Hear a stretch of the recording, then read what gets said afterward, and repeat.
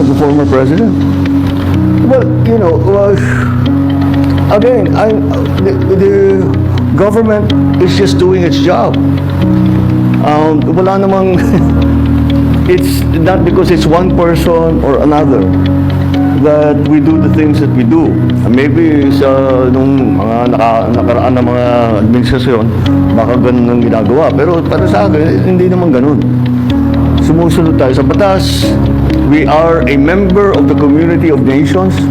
We must live up to our responsibilities, to the commitments that we have made to the community of nations. And that is what's happened here. The politics doesn't enter into it. Bakit? Why that, you know, he's never going to be a candidate for anything. Why go after him? Ganito sir. Hindi po ang abogado ang humihiling. Si President Duterte na mismo ang humihiling. Kaya nga, Papigyan nyo naman. kanina pa eh. Hindi naman lahat, ilan ang hinuli ngayong araw na ito, sir? Sa iba-ibang mga krimen. Ilan ang binigyan ng ganitong... Kasi nandito kayo lahat eh. Nag-iisang tao. Ilan ang binigyan ng ganitong... Kami din sa labas. Siya lang sa namin. Sir, hindi ko mahirap po. Just invoke Article 59. Bakit hindi yan magawa-gawa?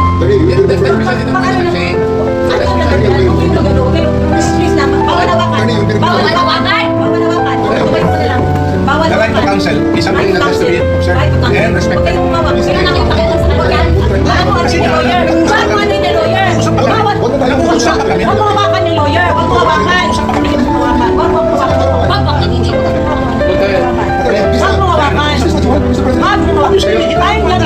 Kayo mga Huwag mo hawakan yung nanay ko! Tangina mo!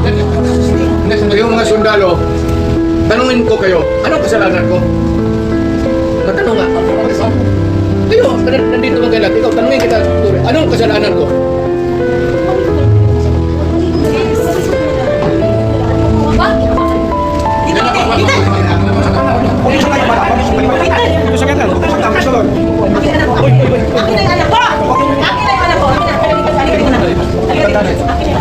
Don't do it personal.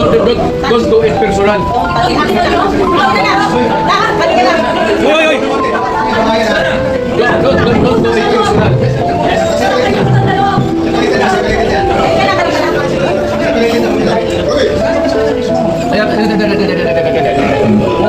Puro kayo sutukin.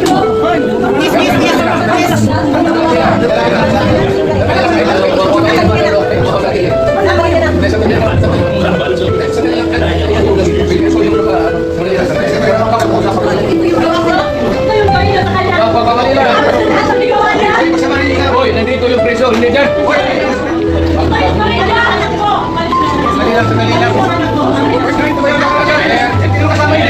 May sasabihin na.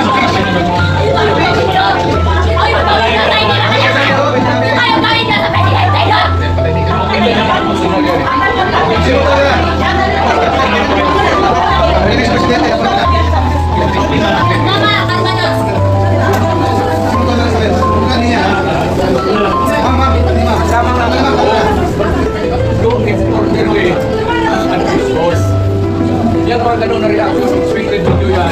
Kasi pamilya. Huwag kayo mga sundalo kasi kayo kumahuli. Pero ang pamilya.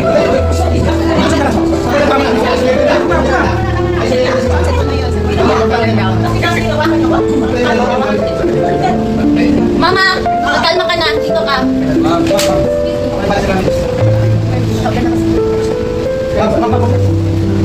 Diyan mo sa school. Kilala mo din. Hindi mo rin yung masabi kung ano ang krimen ko. Kaya lahat ito, simpahin mo ang kaso. Hindi mo naman kung kriminal na dapat ka nilang pasukin mo. Hindi mo respeto mo kang respeto.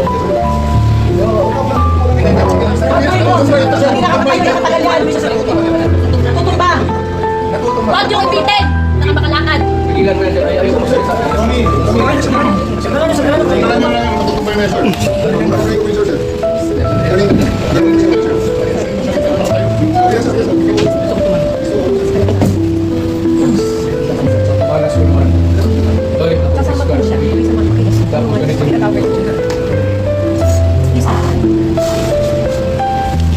sa yung mga sundalo, kilala naman ninyo ako. Anong kasalanan ko?